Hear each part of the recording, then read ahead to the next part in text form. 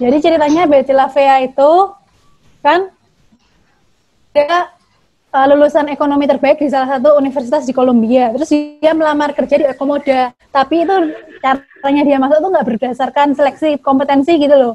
Dia kebetulan bisa lolos karena kan bosnya itu yang Pak Armando tadi itu playboy. Terus sengaja dicarikan accounting staff yang memang nggak cantik gitu. Tapi dampaknya bagi Betty sendiri adalah dia jadi bulan-bulanan karyawan-karyawan lain seperti Patricia, Marcella yang lebih stylish gitu loh. Karena kebetulan Betty itu kerja di perusahaan fashion.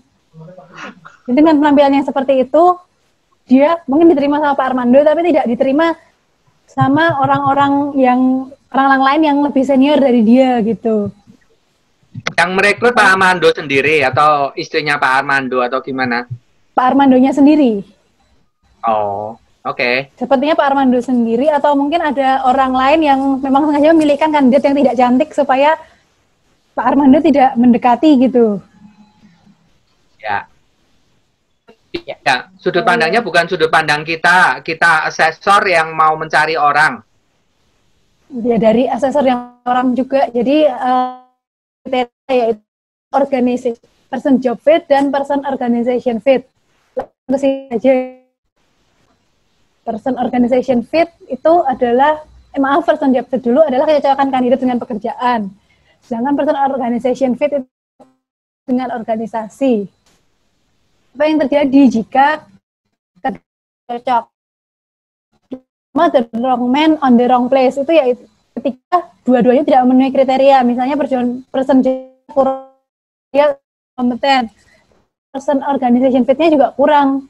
Akibatnya dia kurang berkembang, kurang produktif, tidak betah di lingkungan kerjanya dan tidak resign, serta kurang diterima di lingkungannya seperti si Betty. Dia kompeten tapi personal organization fit-nya kurang memenuhi. Yaitu akibatnya dia harus mengerti tentang fashion terkini gitu, tapi Betty malah penampilannya sangat old fashion, sehingga dia dianggap validitas tampangnya rendah gitu kalau katanya orang psikologi. Terus selain kurang diterima, tapi kalau Betty itu untungnya dia betah dan bisa berkembang ya. Tapi kalau mungkin di lingkungan kerja yang sebenarnya pada prakteknya bisa saja dia nggak betah dan milih keluar ke perusahaan lain yang bukan perusahaan fashion gitu. Wawancara itu terbagi menjadi dua hal, yaitu berdasarkan pendekatannya dan berdasarkan metodenya. Berdasarkan pendekatannya, wawancara terdiri dari wawancara umum dan wawancara berbasis kompetensi. Jadi dari AI atau behavioral event interview dan AI atau appreciative inquiry yang akan dijelaskan nanti. Kalau dari metodenya, terdiri dari terstruktur, semi-terstruktur, dan tidak terstruktur. Nah, pengertiannya dari macam-macam metode wawancara seleksi kerja. Yang pertama, wawancara terstruktur. Biasanya ada daftar pertanyaan dan wawancara tidak boleh melakukan improvisasi sedikit pun dari daftar pertanyaan yang sudah ada. Sedangkan wawancara semi-terstruktur ada daftar pertanyaan, tapi masih memungkinkan wawancara untuk melakukan improvisasi. Dan yang terakhir, wawancara tidak terstruktur, yaitu dengan full improvisasi tanpa ada daftar pertanyaan. Biasanya wawancara yang berbasis kompetensi itu cenderung terstruktur atau semi terstruktur, yaitu ada daftar pertanyaan dan interviewer masih mungkin untuk bertanya berdasarkan improvisasi, sedangkan yang wawancara biasa itu tidak ada. Ini pengertian dari kompetensi interview dan perbedaannya dengan wawancara biasa. Kalau kompetensi based interview, wawancaranya berfokus pada kompetensi tertentu seperti KSAO, knowledge, pengetahuannya dia tentang suatu pekerjaan atau organisasi, skill, keterampilannya dia yang dia miliki baik hard skill maupun soft skill, terus A-nya attitude, yaitu sikapnya ketika bekerja, atau bisa juga abilities, dan OSIS-nya other characteristics, misalnya kepribadian, seperti itu. Dan biasanya bersifat terstruktur atau minimal semi terstruktur dan ada tujuan untuk mengungkap aspek yang berkaitan dengan suatu pekerjaan berdasarkan indikator atau indikator bukti perilaku atau sikap. Kalau BEI itu biasanya indikatornya bukti perilaku, tapi kalau AI kan belum terjadi, jadi lebih kepada sikap terhadap objek-objek tertentu, apa sikap terhadap rencana tertentu gitu. Nah, untuk yang selanjutnya wawancara biasa. Wawancara biasa biasanya ada sih tujuan tertentu dari wawancara untuk menangkap kesan menyeluruh, tapi nggak mengungkap KSAO. Teman-teman tahu nggak kira-kira wawancara biasa itu contohnya apa? Ketika mau wawancara kerja yang bukan berbasis kompetensi gitu. Wawancara biasa mungkin nanyain kayak riwayat pendidikan gitu ya Kak? Iya, bisa jadi. Terus juga biasanya bersifat tidak berstruktur atau spontan. Biasanya tentang pertanyaannya, siap nggak nih kalau ditempatin kerja di luar kota? Terus ada rencana untuk menikah dalam waktu dekat nggak? Terus jumlah anggota keluarganya berapa? Dan sebagainya. Nah, itu kira-kira kenapa perlu dipertanyakan walaupun itu bukan wawancara berbasis kompetensi? Untuk menghindari karyawan kerja nggak lama. Iya, betul. Ada lagi yang mau berpendapat? Saya jumlah anggota keluarga. Yang baru nikah, punya anak 1, sama yang udah nikah, anaknya 6 gitu. Berbeda nggak nanti kira-kira perlakuan HRD perusahaan terhadap dia? Ya, pasti beda ya. Kalau di pekerja keras yang Banyak anak, yang nikah dan banyak anak ya. Jadi itu kaitan jumlah anggota keluarga penting juga ditanyakan karena itu kaitannya nanti dengan ekspektasi gajinya dia berapa. Ya sama kayak Betty Lavia tadi. Ya. Kalau nggak cocok ternyata kan bisa dilihat dari wawancara biasa. Kalau perusahaan ngasih benefit itu juga akan berpengaruh karena makin banyak anak, benefit makin besar. Tunjangan sakit, tunjangan dokter, tunjangan apa? Iya. Untuk sekolah, keluarga. Pendidikan. Ya, pendidikan. Iya. Dibanding yang masih single yang belum berkeluarga. Betul. Sama kayak biasanya kan kalau ke kantor pakai kendaraan apa gitu-gitu kan itu sebenarnya masuk itu juga ditanyakan. Tapi itu kan penting untuk kita lihat jangan-jangan nanti orang ini bakalan sering telat nih, jangan-jangan orang ini kesusahan nih datang ke kantor karena nggak ada kendaraan atau macet-macet apa gimana gitu. Iya, atau kalau misalnya dia disuruh remote working atau kerja dinas keluar kota, kalau misalnya nggak punya kendaraan sendiri atau nggak bisa naik kendaraan sendiri kan otomatis perusahaan juga harus membiayai biaya transportasinya dia gitu. Oke. Jadi mengapa perlu kompetensi based interview? Karena kita tujuannya wawancara itu mendapatkan kandidat yang memenuhi kriteria the right man on the right place, yang indikatornya person job fit dan person organization fit seperti yang sudah saya jelaskan tadi. Nah, jika tidak terjadi, yang biasanya sering terjadi itu the right man on the wrong place. Kalau the wrong man on the wrong place itu jarang ya, karena kalau misalnya orang yang tidak kompeten kan otomatis langsung pecat aja. Sedangkan ini the right man on the wrong place kan bisa aja orangnya kompeten. Kita suka ini di awal wawancara, di awal pertemuan, tapi tiba-tiba kok di tengah jalan nggak betah, terus nggak terima lingkungan, terus dia kurang berkembang, kurang produktif dan sebagainya, atau resign gitu. Nah, kompetensi sendiri berdasarkan jenisnya terdiri dari 3, yaitu core kompetensi yang bertujuan untuk mengukur person organization fit, dan yang untuk mengukur person job fit ada technical kompetensi dan managerial kompetensi.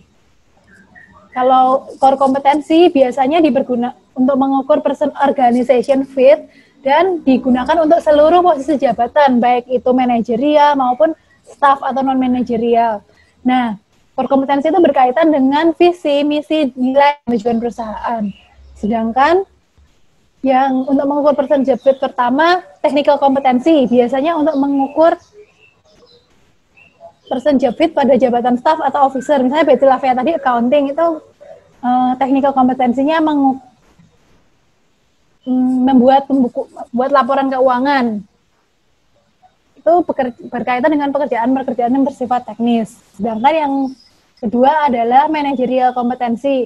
Tujuannya untuk mengukur person job fit pada tingkat manajerial, baik menengah ataupun tinggi, dan yaitu untuk mengukur kompetensi berkaitan dengan aspek planning, organizing, leading, and controlling, atau prinsip-prinsip manajemen, seperti itu. Nah, kompetensi sendiri seperti sudah dijelaskan, tadi ada dari knowledge, itu pengetahuan tentang pekerjaan, skill, yaitu hard skill atau soft skill yang harus dimiliki ketika bekerja, dan sikap yang harus dimiliki ketika bekerja atau attitudes, dan yang terakhir adalah karakteristik kepribadian. Ya, aku mau tanya dong yang karakteristik kepribadian itu maksudnya gimana gitu, sama jabatannya atau sama perusahaannya atau gimana? Ya, bisa dua-duanya, bisa sama jabatannya, bisa sama perusahaannya, tergantung kompetensi mana yang disasar, seperti itu. Misalnya fleksibilitas, itu biasanya bisa masuk core kompetensi perusahaan, karena fleksibilitas itu biasanya dibutuhkan di perusahaan-perusahaan yang cenderung dinamis.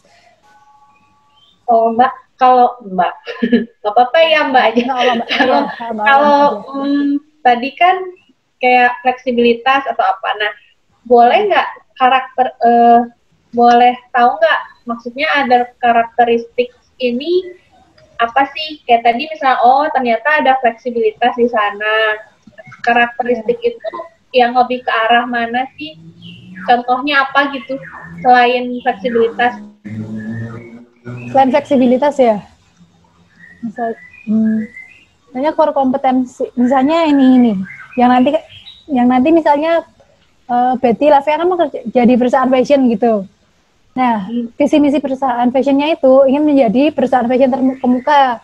Nah, salah satu core kompetensinya berkaitan dengan visi dan misi itu adalah misalnya inovasi, nggak usah fleksibilitas deh. Nah, inovasi itu bisa saja masuk di other karakteristik. Nah, bisa juga yang other karakteristiknya misalnya selain inovasi, integritas seperti itu. Ya nanti kembali lagi ke visi dan misi perusahaan. Kalau other karakteristik yang berkaitan dengan pekerjaan, kembali lagi ke job desk, seperti itu. Di sini ya, itu kayak core kompetensi biasanya sangat terkait sama visi misi perusahaan ya. Perusahaan punya value apa. Jadi kayak contoh, ada perusahaan yang sangat mementingkan standar prosedur. Mungkin karena dia harus menjaga kualitas. Mungkin dia akan memakai order itu sebagai value yang utama. Jadi mengikuti aturan ya, order. Tapi mungkin ada perusahaan yang lebih banyak jasa, yang nggak ada kualitas produk. Mungkin dia akan lebih mengutamakan customer orientation misalnya. Karena harus semua orang di perusahaan itu gampang bergaul dengan konsumen, misalnya gitu. Tapi sementara di pabrik nggak perlu customer orientation. Karena di pabrik lebih butuh ke fokus ke order, ke tatanan susunan standar prosedur untuk menjaga kualitas gitu. Jadi tergantung core kompetensi itu betul-betul tergantung pada bisnisnya. Oke. Tapi terkait karakteristiknya sendiri, Pak, maksudnya terkait karakteristiknya sendiri itu dilihat dari apa? Karena kalau saya sih belum tahu juga gitu karakteristiknya selain tadi yang dikasih tahu Mbak Anin, ya Mbak Anin fleksibilitas, inovasi apa gitu. Itu tuh lihatnya dari mana? Apakah dari yang kemarin kita tuh karakteristik tuh kepribadian kayak apa sih kemarin NJF apa itu Pak, atau karakteristiknya bukan yang itu? Oh, maksudmu cara melihat perilakunya orang itu, kalau misalnya kita kepengen nyari orang yang fleksibel, lalu cara nyari fleksibelnya gimana gitu, untuk melihat dia fleksibel apa enggaknya dari mana gitu? Bukan, saya mau tahu, itu kan ada knowledge, skill, ability, sama ada karakteristik yang paling kanan. Nah, pengen tanya yang ada karakteristik itu terkait apa aja, apakah ada kayak pedomannya gitu, atau kamusnya gitu kan. Kalau biasanya yang saya tahu kompetensi nanti kalau kita kerja dengan posisi tertentu ada kamus kompetensinya kan Pak, Mbak Ani. Nah itu kan terbagi tuh ada knowledge, ada skills, ada abilities. Nah untuk 3 ini ya cukup maksudnya familiar gitu. Tapi ada karakteristik ini yang saya nggak terlalu familiar, makanya tanya kira-kira tuh itu lihatnya kemana sih? Apakah ada kamus umumnya ataukah kita belajar karakteristik itu kepribadian kah, DISC kah, atau yang kemarin kita bahas tuh apa ya yang NJFT apa MBTI. itu ya? MBTI kah atau apa gitu? Lihatnya kemana gitu? Kalau menurut saya kalau contoh itu buku kompetensinya Spencer yang paling bagus. Dia punya banyak sekali contoh-contoh. Jadi innovation, flexibility, terus apa lagi ya, integritas, customer orientation, achievement orientation kayak gitu. Itu inisiatif. Tapi semuanya gabung di itu kompetensi gitu kan ya? Ya. Nah, makanya sekarang tergantung pada visi misi perusahaan. Dari sekian banyak kompetensi yang ada, mana yang mau dia ambil sebagai core kompetensi, disesuaikan dengan profil bisnis. Nah, nanti juga disesuaikan dengan manajerial kompetensi. Jadi contoh misalnya untuk manajer yang di pabrik akan beda dengan manajer marketing misalnya. Cara menghadapi anak buah gitu. Terus technical kompetensi juga beda kan, kalau di pabrik technical kompetensinya apa, di marketing kok technicalnya beda lagi. Tapi kalau core biasanya seluruh perusahaan sama. Nah, setiap perusahaan akan milih mungkin 5-6 core sesuai dengan visi misi dari perusahaan itu. Tapi kalau yang di bukunya Spencer itu ada mungkin sekitar 100 kompetensi yang kita tinggal pilih mau yang mana yang dipakai. Tinggal dicocokkan ya Pak nanti ke dicocokkan sesuaikan kebutuhan. Jadi itu tiap-tiap perusahaan akan punya kamus kompetensinya sendiri-sendiri yang tiap perusahaan beda-beda. Nah, metode kompetensi based interview terbagi menjadi 2, yaitu behavioral event interview dan appreciative inquiry.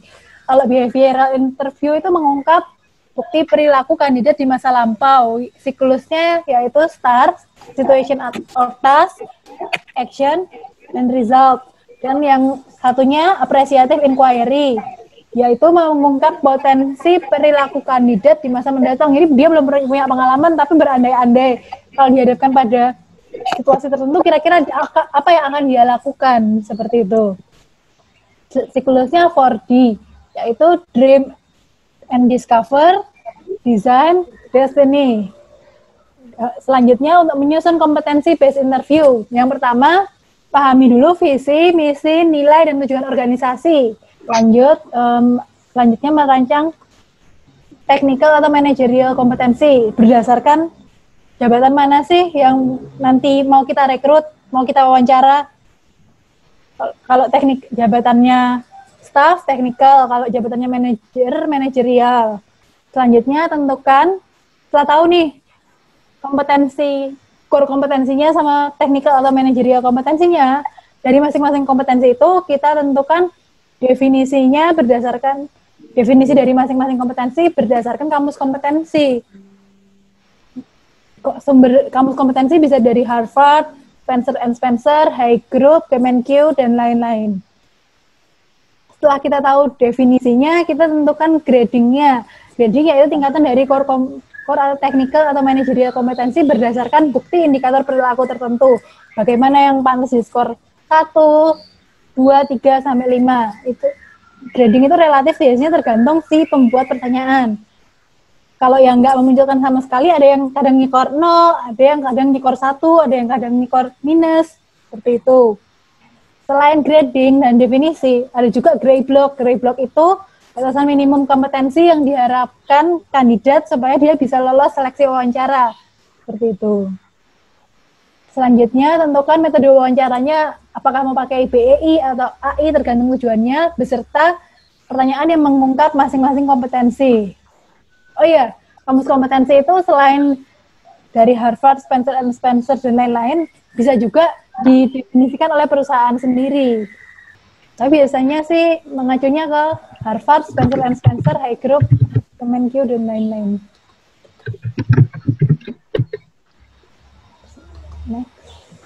Contohnya, misalnya mau mewawancari si Betty yang tadinya mau daftar jadi staff accounting di perusahaan fashion yang namanya Ekomoda. Jadi misalnya Ekomoda ini punya visi menjadi perusahaan fashion terkemuka di Kolombia. Misinya menjaga kualitas produk dengan quality control, terus mengembangkan produk yang inovatif sesuai dengan perkembangan zaman, serta melakukan pengembangan SDM secara berkala. Nah, core kompetensi yang dibutuhkan si Betty itu terkait dengan visi, misi, dan tujuannya Ekomoda, dari knowledge-nya, pengetahuan, pemahaman tentang Ekomoda. Ekomoda itu bergerak di perusahaan, di bidang apa sih? Dia udah berdiri berapa lama, terus visi misinya seperti apa, gitu. Budayanya kayak apa juga penting. Selanjutnya, untuk soft skill, misalnya perilaku inovasi, terus untuk attitude-nya, customer orientation. Terus other characteristics-nya, misalnya achievement motivation, seperti itu. Selanjutnya untuk technical kompetensinya, itu kalau knowledge mungkin bisa dilihat dari transkrip. Kalau hard skill itu bisa dilihat dari caranya dia melakukan pembukuan. Terus other characteristics-nya bisa dilihat dari integritasnya. Misalnya integritas, tugas accounting itu dilihat kalau ada uang, apakah keinginan untuk ngambil atau enggak, untuk korupsi atau enggak, seperti itu. Selanjutnya, setelah kita tahu other character, core kompetensi dan technical kompetensi karena konteksnya di staff, tentukan definisi, perilaku inovasi, dan integritas berdasarkan kamus kompetensi. Terus tentukan juga gradingnya, tingkat perilaku inovasi dan integritas yang baik itu seperti apa, yang kurang seperti apa, beserta indikator perilakunya. Selanjutnya dari gray block-nya, tentukan batasan minimum kompetensi yang diharapkan. Biasanya di batasan minimum itu ada yang menentukan kalau kompetensinya minimal baik, atau ada juga yang menentukan kalau kompetensinya minimal cukup, itu udah memenuhi gray block, seperti itu. Selanjutnya, rancang metode wawancaranya, BEI atau AI, tergantung tujuannya. Kalau untuk staff biasanya lebih ke BEI, sedangkan kalau manajerial biasanya kadang BEI, kadang AI, tapi kalau staff jarang yang AI. Contoh kompetensi, misalnya perilaku inovasi. Definisi perilaku inovasi ini apa sih? Misalnya dari kampus kompetensi X mendefinisikan kompetensi perilaku inovasi sebagai kemampuan untuk menyusun atau merancang ide yang belum pernah dicoba sebelumnya dan bermanfaat.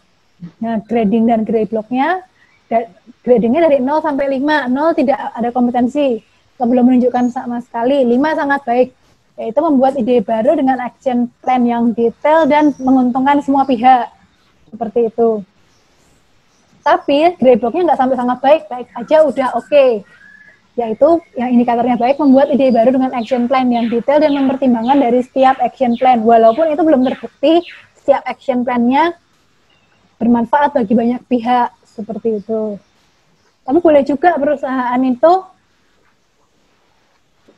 menaruhnya grade block-nya misalnya untuk staff, 4 ketinggian deh, 3 aja.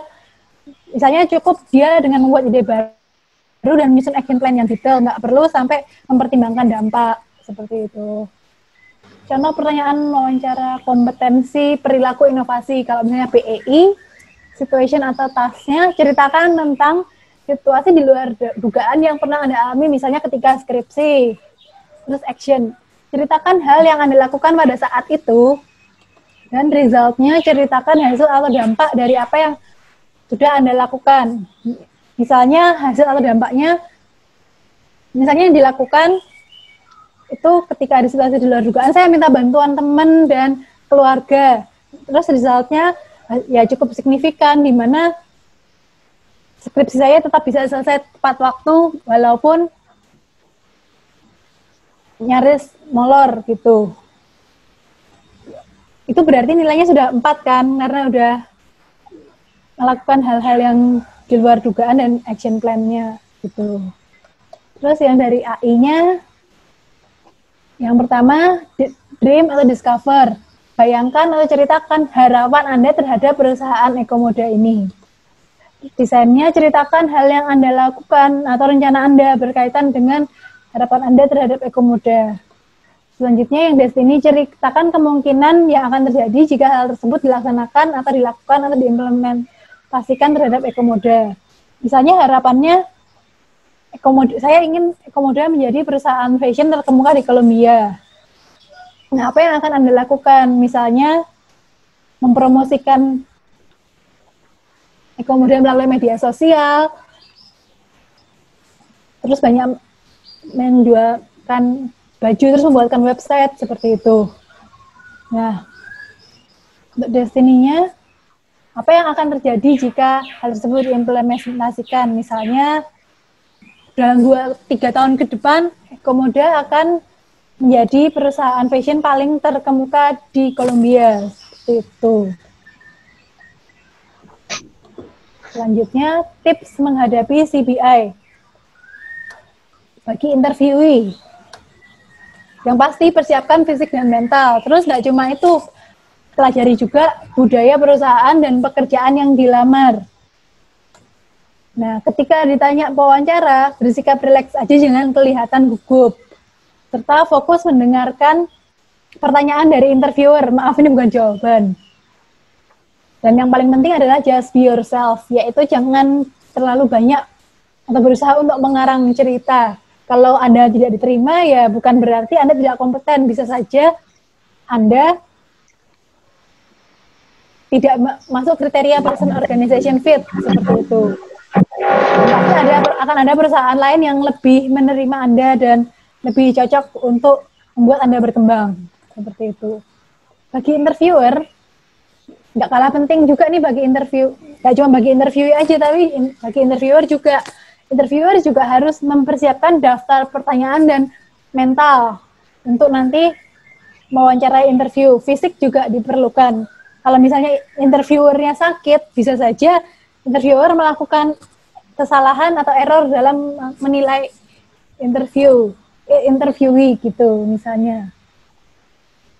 Yang interviewnya bagus dibilang jelek, jelek dibilang bagus gitu. Selanjutnya interviewer harus bersikap rileks juga di hadapan interviewee dan bangun raport, atmosfer yang menyenangkan serta citra positif dengan interviewee. Bangun raport di sini maksudnya adalah itu membuat gimana caranya agar interviewee merasa nyaman ketika diberi pertanyaan dengan kita dan pada akhirnya nanti dia akan nyaman untuk bercerita kepada kita. Atmosfer yang menyenangkan yaitu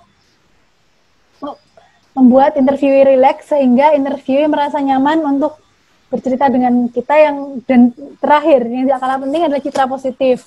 Citra positif di sini maksudnya adalah ya sikap kita ke interviewee harus baik juga.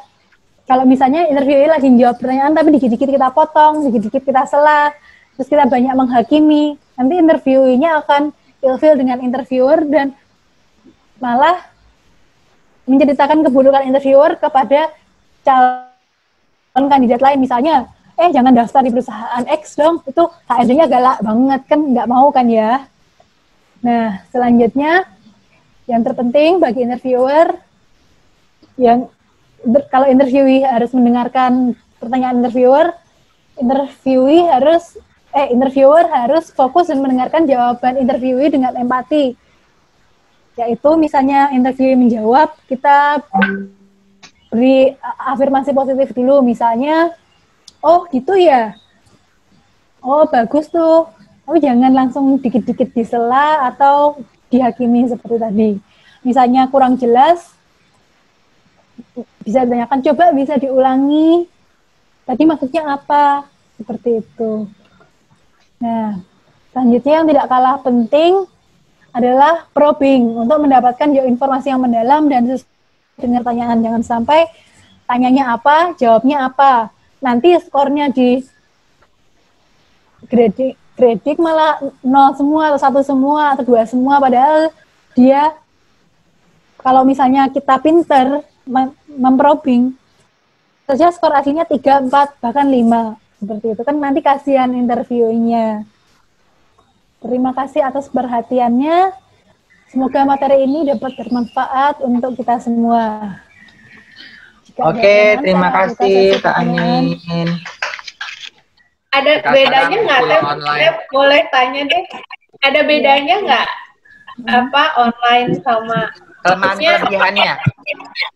Ya kayak kita nggak bisa di-tag apanya kalau online gitu. Kalau online kendalanya sih yang utama di kuota. Kalau misalnya kita itu nomor satu Kak, itu nomor ini sudah nggak usah dibahas Kak kalau itu. Sebenarnya kalau medianya Zoom meeting itu masih bisa lihat ekspresi verbal non verbalnya, tapi kalau medianya Google Meeting itu ya kita cuma bisa lihat jawabannya, nggak ada bisa melihat ekspresi verbal non verbalnya gitu. Siapa tahu pura-pura freeze gitu, ada kendala sinyal, padahal biasa aja. Ya paling itu untuk kendala sinyal, misal ngobrolin apa, tiba-tiba suaranya ngadat, geleor gitu kan, lagi ngulang lagi. Gimana tadi? Kok bisa diulangi lagi? Padahal mikir gitu, padahal dia mikir jawabannya. Cuman kalau kita sambil pegang panduan wawancara atau kita sambil langsung ketik hasilnya itu lebih memudahkan karena kita langsung di laptop, langsung di depan laptop gini kan, jadi mereka nggak tahu kita buka-buka apa aja gitu. Ada contekan-contekan apa aja nih yang mau ditanyain gitu, nggak kelihatan. Tuh, itu juga. Kalau kuota itu kadang masalahnya bisa jadi bias dalam penilaian, misalnya kestabilan emosinya. Karena kuotanya lemot kan jadi gampang marah gitu. Oh, iya. Ya, paling cuma perlu prakteknya aja ya.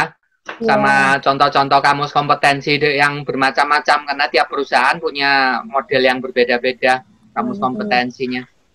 Iya, betul. Mas Ari, Bu Anita, Bu Iva. Oh ya, Ari. Itu Ari ada itu, apa? Saya kemarin membaca buku e-book, lebih tepatnya satu jenis interview namanya PAS Behavior apa? Behavior interview. Itu seperti BEI sebenarnya ya. Jadi mengungkap perilaku di masa lalu kan? Kalau ya sama ya dengan BEI ya. Iya.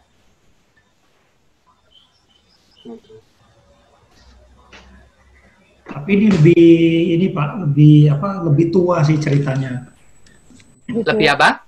Lebih tua dari BEI, Pak. Jadi sebelum BEI itu lahir, kita kenal BEI. BEI ini sudah sempat di riset. Jadi tahunnya saya lupa, tapi udah cukup tua, Pak, dibandingkan BEI.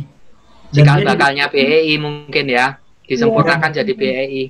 Asal usulnya BEI mungkin melihat itu, karena kan dia bicara behavior juga kan. Behavior masalah. Judul bukunya apa? Pas Behavior Interview itu judul bukunya. Ya. Saya tulis di komen ya, Pak ya. Di grup aja biar bilang. Eksekutif Intelligence. Oh, Executive Intelligence. Ya. Justin Menkes. Bukan saingannya Dokter Terawan ya. Memang namanya Justin Menkes, Pak. Ya. Menteri Kesehatan. Ya, sejauh ini kalau menurut aku Spencer yang paling enak buat acuan ini. Kalau misalnya nggak mau bikin sendiri ya, mau template yang udah ada, template yang paling gampang ya Spencer itu. Ya, kalau Spencer ada bukunya ya cukup lumayan lah. Tipis ya. Bukunya, contoh-contohnya banyak, bisa diadopsi kebutuhan kita. Dan sudah ada grading-gradingnya apa segala, jadi cuma tinggal kopas saja sebetulnya, tinggal milih. Kalau ini dipadukan dengan mind mapping, udah pernah ini sharing tentang people map belum ya? People map. Jadi kalau people map itu kayak mind mapping dalam satu lembar kertas HVS, kita bisa melihat 5 aspek dari orang itu. Jadi aspek pertama itu adalah tentang pengalaman CV-nya di masa lalu, training yang pernah didapat, pendidikan yang pernah didapat, riwayat pekerjaannya. Lalu aspek yang kedua biasanya kita lihat dari 3 tahun terakhir prestasi kerja, baik prestasi kerja di perusahaan lama atau kalau dia berada di perusahaan kita untuk kenaikan jabatan berarti 3 tahun terakhir prestasi kerja di perusahaan kita. aspek ketiga adalah aspek yang harus diungkap dari tes psikologi. Karena tes psikologi ini akan memperlihatkan past behavior maupun needs dari dalam alam bawah sadar dan prediksi-prediksi ke depan yang nggak bisa diungkap dari cuma BEI. Nah, lalu aspek yang keempat, harapan. Kalau harapan itu adalah kesamaan antara harapan peserta dengan harapan perusahaan. Contoh bahwa, oh di perusahaan nanti akan dipindah-pindah keluar pulau. Padahal pesertanya punya ayah ibu yang harus dijaga sehingga nggak bisa keluar pulau misalnya. Nah, ini harus dicari overlappingnya. Nah, yang terakhir, way to develop. Kalau kita punya orang seperti ini, bagaimana cara kita mendevelop agar dia nanti berkembang di perusahaan. Jadi 5 aspek itu yang harus diukur gitu. BEI masuknya di yang kedua, yang ketika kita ngelihat prestasi kerja, sekaligus kita akan ngelihat BEI-nya. Di past behavior, dia punya prestasi apa aja yang sudah sukses dia lakukan di masa lalu, atau belum sukses yang akan menjadi area for development untuk masa yang akan datang. Jadi dengan hanya 1 lembar, 1 kandidat, atau 1 anak buah, kita bisa kemudian membuat profil yang lengkap ya. Mulai dari. Kalau urutan ini sebenarnya konsepnya saya nggak terlalu tahu yang namanya people map, tapi kalau dalam pelaksanaannya memang kan ini bagian yang saya selalu ini Pak cek Pak. Ya, cuma kan biasanya karena kita nggak pakai mind map, dokumenmu itu berlembar-lembar. Jadi ngelihatnya nggak bisa sekali lihat dapat langsung kesimpulan keseluruhan gitu. Karena harus buka dokumen yang berlembar-lembar kan.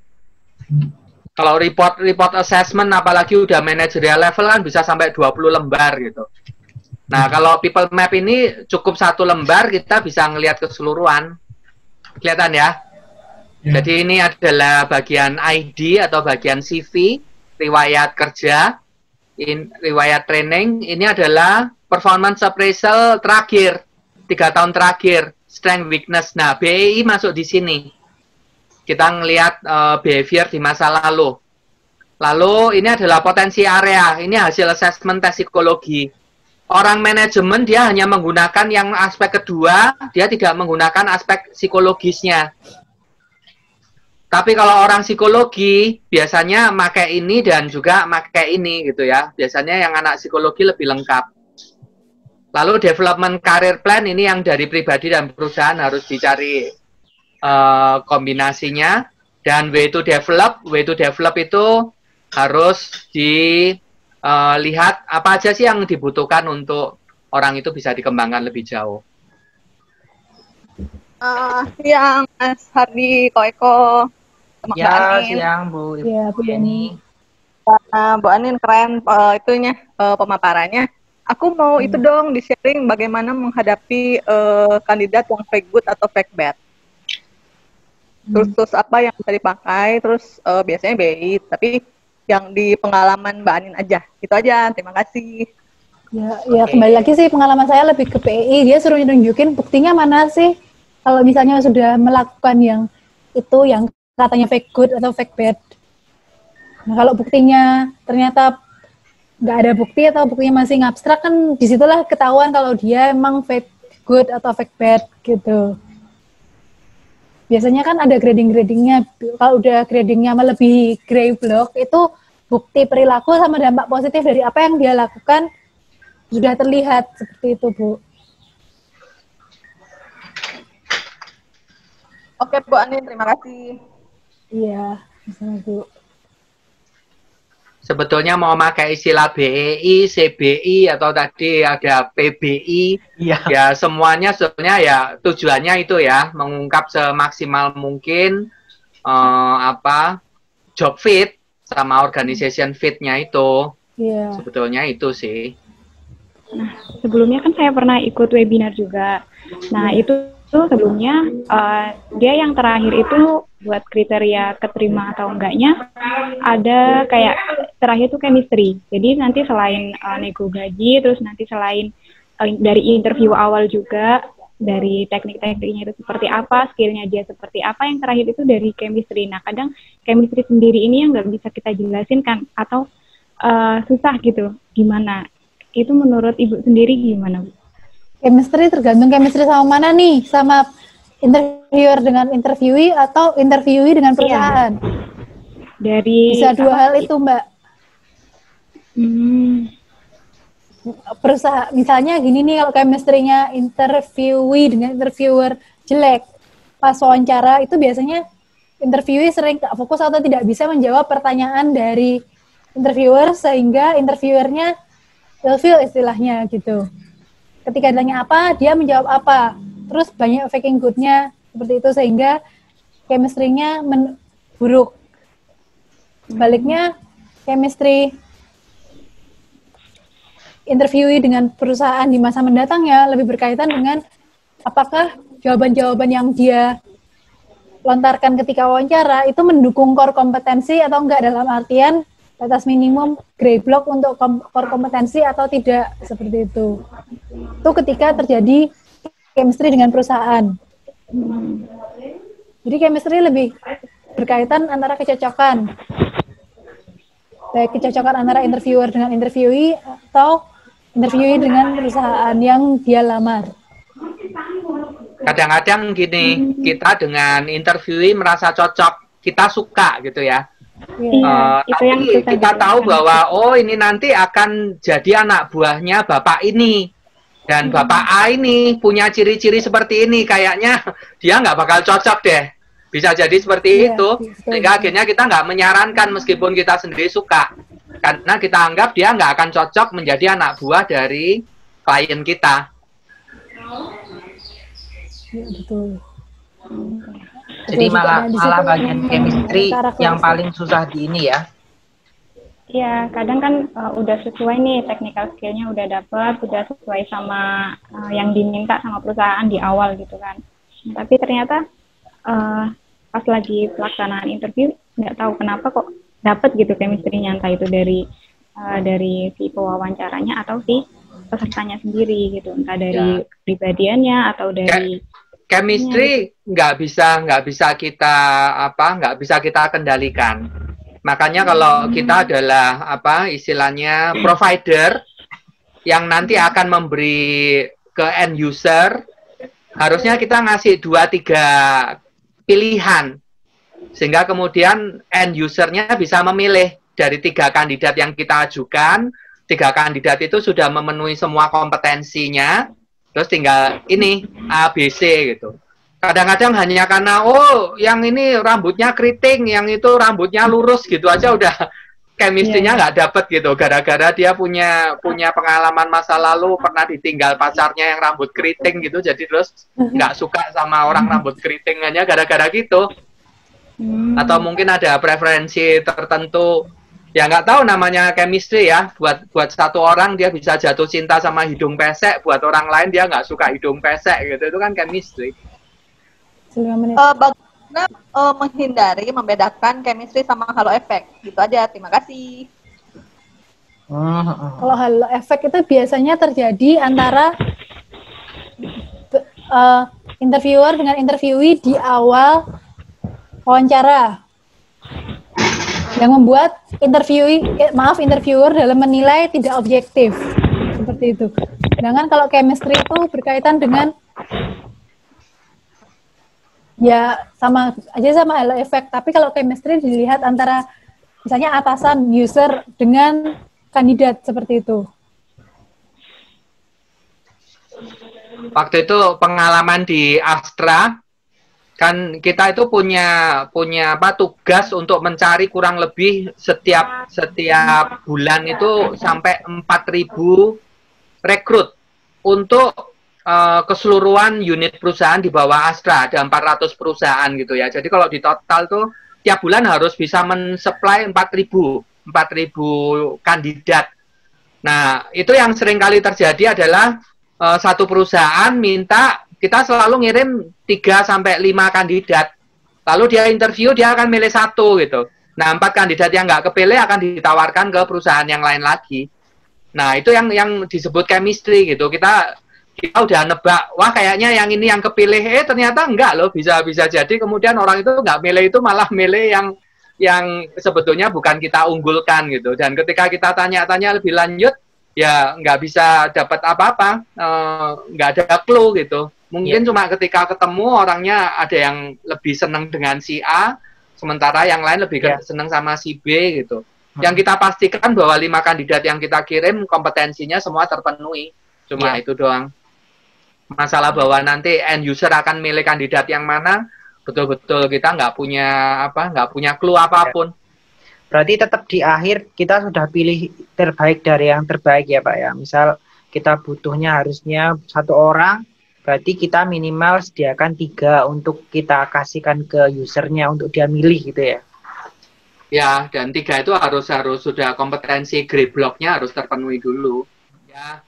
Makasih Anin sharingnya, nanti sharing-sharing lagi topik yang lain ya. Terima kasih semuanya, selamat beristirahat, silakan boleh live masing-masing. Ya, thank you. Ya.